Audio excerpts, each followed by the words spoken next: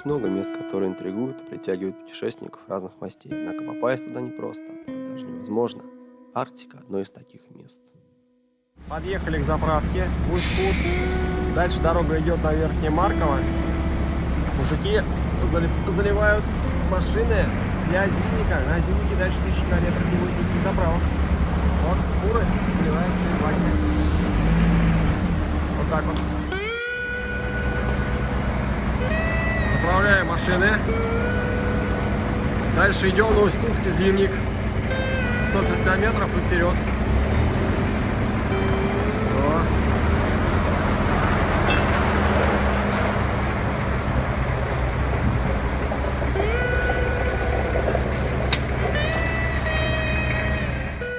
Так, в феврале 2021 года начиналась наша автомобильная экспедиция к самой северной точке Евразии, мысу Челюскин. Первая ночевка в начале зимника. На въезде Верхнемарково. Прекрасные места, морозное утро, 1 марта, весна. Налево пойдешь, в Усть-Кут придешь, направо пойдешь, в Якутск приедешь. Всего 2236 километров. Оп! Сегодня 1 марта. Мы в самом начале Марковского зимника. Впереди почти 900 километров такого самого гражданского и доступного в Якутии и в Иркутской области зимника. Мы планируем пройти его за сутки и оказаться уже завтра ближе к обеду или после обеда в Мирном. Зимник обычный, ничего сложного в марте, одни фуры в основном. Вся сложность вот в таком вот рельефе. Спуски, подъемы и скользко. Но на улице еще прохладненько, поэтому должно быть нам достаточно просто его преодолеть. Все, погнали! Для многих путешественников даже просто проехать по Марковскому зимнику большое приключение. Для нас же это был просто доезден до точки старта в Якутии. Первый пикет на зимнике со стороны Усть-Кута. Говорят, ты обедаешь или сразу ужинаешь? Завтрак, обед и ужин все в одном. Правильно. Нет. Уютненько тут. Кто-то позавтракать, а кто-то сразу пообедать, поужинать. Нет, сейчас вас звоню. Говорят, что здесь не кормят дороги. Здесь все один раз в день питается, поэтому люди уже сразу начали затариваться трехразовым питанием. Уютненько, тепло. И достаточно, в общем, бюджетно на самом деле для такого пикета. В конце зимы Марковский зимник представляет собой едва ли не самую оживленную транспортную артерию Восточной Сибири. Но здесь все не так просто, как кажется на первый взгляд. Машинке не повезло на зимнике. Давно стоит. Очень давно стоит. Замерз на зимнике совсем. Вот такой вот агрегат. Тут даже какая-то мелочевка валяется, записная книжка, ключ. В общем, бросили машину. Вот так вот МАЗ ехал, вез в Якутию пиво с якутскими номерами, но не доехал. О! Сколько тут пива-то, а? Бери, не хочу. Вот такой вот зимник. А еще чуть дальше на пикете Ужман мы встретили еще одну брошенную китайскую фуру. Этой машине тоже не повезло, и она стояла на зимнике с прошлого года. Вот так вот машины на зимнике замерзают, потом бросают, и все. Раздербанили, и нет автомобиля. Такой вот опасный труд у водителей, дальнобойщиков, да? 2020 год выдался урожайным. Тогда на зимнике водители вынуждены были бросить в конце весны десятки автомобилей. Иркутский лес аккуратненько сложенный. Вот, собственно, где его и пилят. Не там, где федеральные дороги, а вот здесь, в глубине, сотни километров вглубь тайги, на границе с Красноярским краем и Якутией. Десятки лесовозов снуют. Вот он, круглячок-то лежит. Его Вот там китайцам издают за бесценок. Вот они делянки вырубленные. Тайга-то лысая.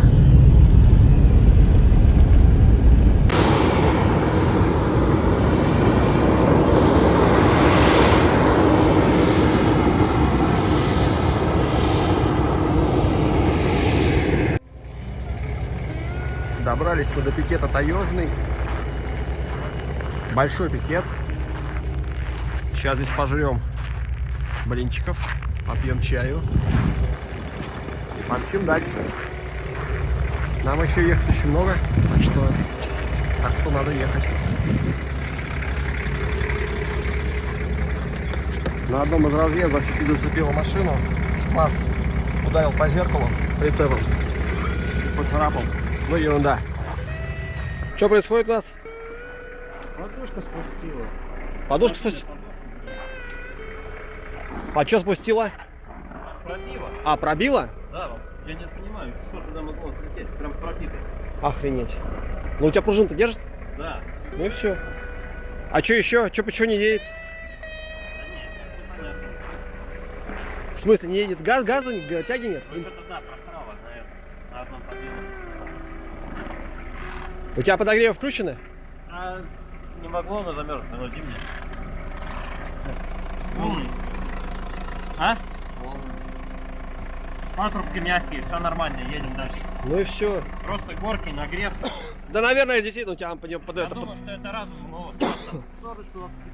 Что, просто следы, что ли, у тебя были? А? Следы были, да? Вот антифриз на крыле. А, на крыле? На крыле и дальше на пружине. Не, патрубки мягкие, это хорошо, это все нормально. Может ехать. Ну и все. Где-то здесь, говорят, есть сворот на Чемдальский, Зимник. Вот, попытались узнать, где это. Не смогли найти. Но точно ездят. Знаем, что ездят, подтвердили. Так что отсюда можно уйти, на самом деле, на север Красноярского края, в Авентию. Такие дела. Почти середина Зимника. Мощная движуха, куча фур. Огонь. Пикет Мироновский. Сейчас кушаем. И едем дальше.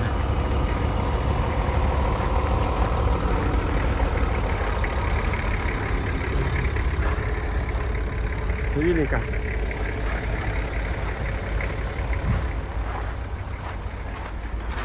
Так, чем сегодня отужинаем? Шурпой. О, даже Wi-Fi есть. Офигеть. И прачечная. Крутяк. А, и находимся тут. Это здесь. Мощно.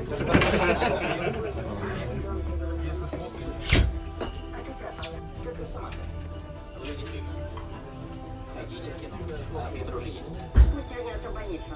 Мне нужна одежда Дженны. Если их с Майком вывели из строя, на одежде должны быть следы. Мне известно, что их вывело из строя.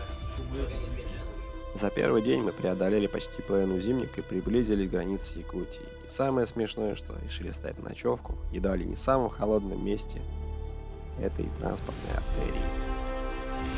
Ну вот, мы стоим на Зимнике. У нас сегодня второе утро. На улице минус 40. 2 марта. Жара. Сейчас одеваемся. Немного приходим в себя и едем дальше. Нам еще почти 500 километров до Мирного. А в Мирном надо быть сегодня вечером. Обслуживать машину и двигаться дальше. На улице чертовски холодно, но красиво. Машина чувствует себя прекрасно. Стал сейчас проверить масло. У меня вроде все нормально с сапуном. Так что едем дальше. Где-нибудь на пикете на очередном позавтракаем и все. Запустили якутский салют, сняли красивые кадры и продолжили дальше двигаться на север.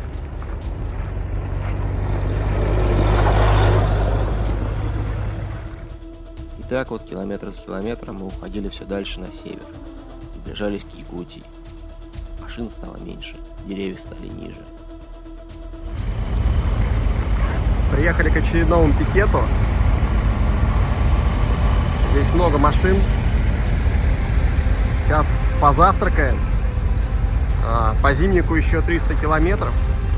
И дальше едем в Мирный.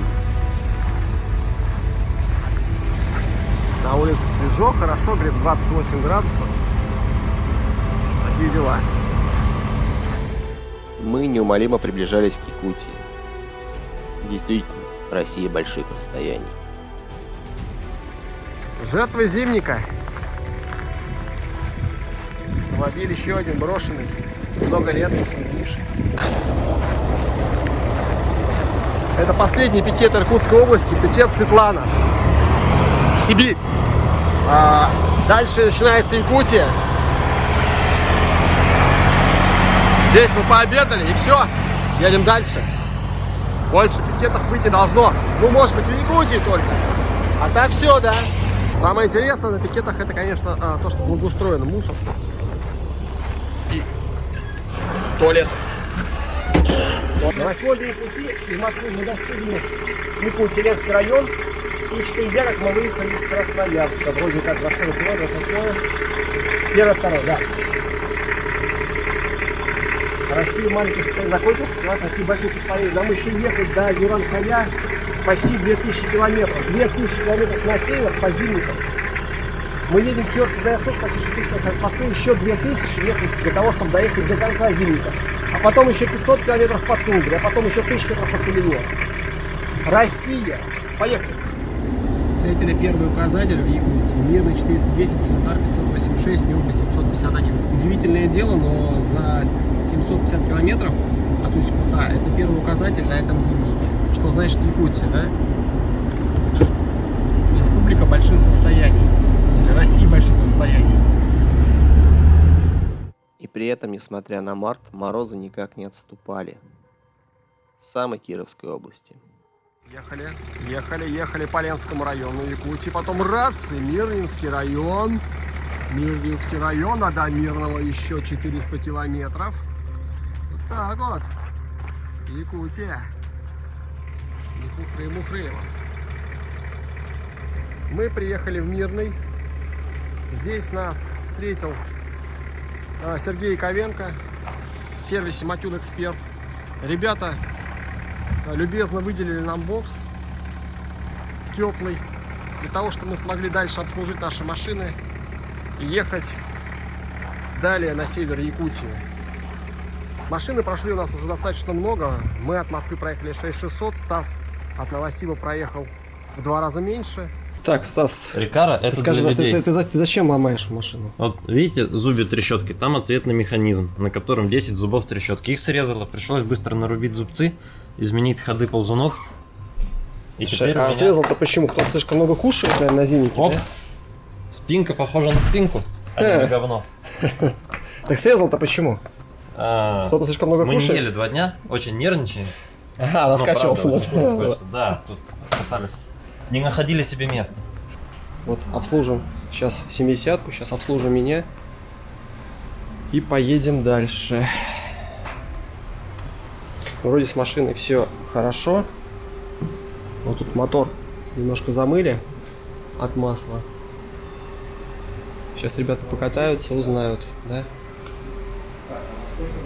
О, Toyota настолько сурова, что Да, для ее подгонка. что для ее сугрева, на 3 мм. что для ее сугрева ребята он ставят картонку. Это не картонка, не просто, это прецизионная картонка. Вот так вот греться будут. Ну а что, высокие технологии. Одеяло, шуба. Вот это. Намордник стоит, но он не помогает. Поэтому добавляют сюда картоночки. У меня тоже картонка стоит. Так что Toyota не одинока здесь. Первая деталь. Ну все, прощаемся с ребятами. С Матюль Экспертом. Нас дальше ждут в Удачном. Нам надо быть в 10 утра в Удачном. Там администрация. У них мероприятие. Так что мы поедем из Удачного на Северный полярный круг в колонне. И нам, в общем, предстоит тяжелая ночь. 540 километров от Мирного до Удачного нам надо преодолеть, чтобы с утречка быть бодрыми, как огурчики. Там весьма представительная делегация, и мы участвуем во всей этой истории. Мы пробираемся ночью удачный. Выезжали из Мирного, было минус 41 на заправке. И было так очень свежо. На трассе, где-то уже под Чернышевским, я чувствую, что у меня педаль сцепления такая стала, в общем-то, очень тугая, и тормоз стал очень тугой. И по всем ощущениям на улице где-то 45, может быть 47, в общем, ближе к 50, потому что подвеска уже не работает. Сейчас было 2 удара мощных на мосту. В общем, как-то, скажем так, очень тревожно. На трассе никого нет. Да, кто здесь в этих краях бывает 3 марта? Вот. И вообще для 3 марта это очень дикие морозы. Сегодня одна из самых холодных ночей, как говорят. А на ночевке перед удачной мы опять прощелкали сапун. И на улицу выдавил около 5 литров масла. До удачного. Сегодня здесь совершенно случайно проходило мероприятие. Был открыт вот такая вот стела полярного круга. Было руководство района, было руководство удачного, руководство местного обогатительного комбината. Ну, в общем, как бы целая церемония с такими шаманскими обрядами. Вот.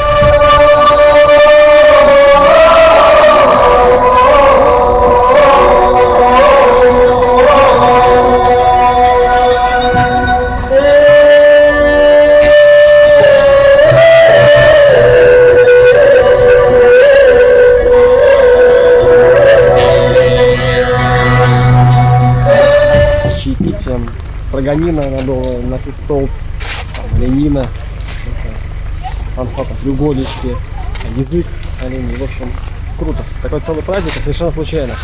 Школа 19, город Удачный! Ура! Школа имени Ларисы Попугаевой. Попугаева открыла эту трубку. Да, удачная. Мы здесь проезжали, в это место проезжали год назад, почти в начале апреля. Здесь было все совершенно по-другому. Была весна. А сейчас на улице минус 45, минус 47.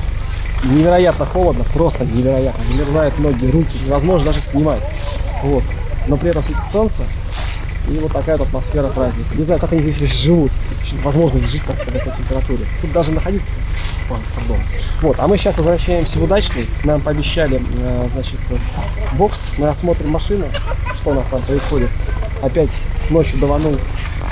Забила сапун и даванула маслом. Ну а мы решили вернуться назад в Удачный и заехать в теплый бокс. Заехали в Удачный на муниципальное предприятие, автотранспорт нас спустили. Давануло масло, через сапун забитый, да? Залить пришлось 5 литров. Все подкапотное пространство в масле, снизу все в масле. Сейчас уже масло долил. Пробую завестись, посмотрю, вроде еще нет, не нужно травить. Едем дальше. В свое время до 85% алмазов добывалось именно по России. Именно на Удачном. Именно на не на Мире, а на Удачном. Да, то есть это был просто уникальный карьер. Ну и в свое время, если бы мы не торопились, то есть вот, из-за чего у нас отработка на данный момент идет и ведутся именно подземным способом. Потому что мы обложили отвалами с тем условием, чтобы просто сократить еще. В свое время это Советский Союз, просто больше, быстрее 5 лет, там, допустим, за 3 года. Понятно. То есть здесь все отвал.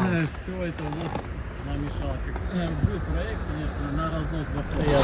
Все это подается на транспортную галерею. С транспортной галереи мы производим отгрузку на рудные склады. Ну, частично иногда время от времени у нас идет подача на фабрику. А какая глубина получается от рудника? Рудник, не скажу, на данный момент, по-моему, где-то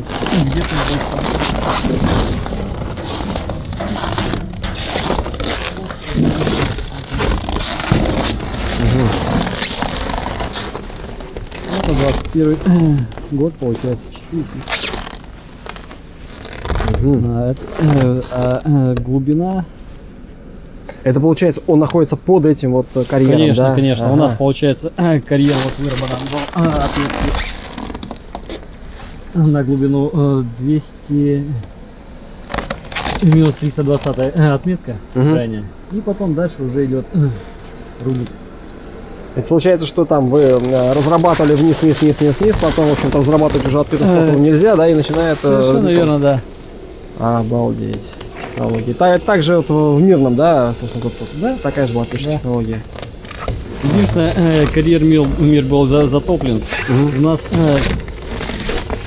заранее сделали дренажные скважины и производилась откачка воды.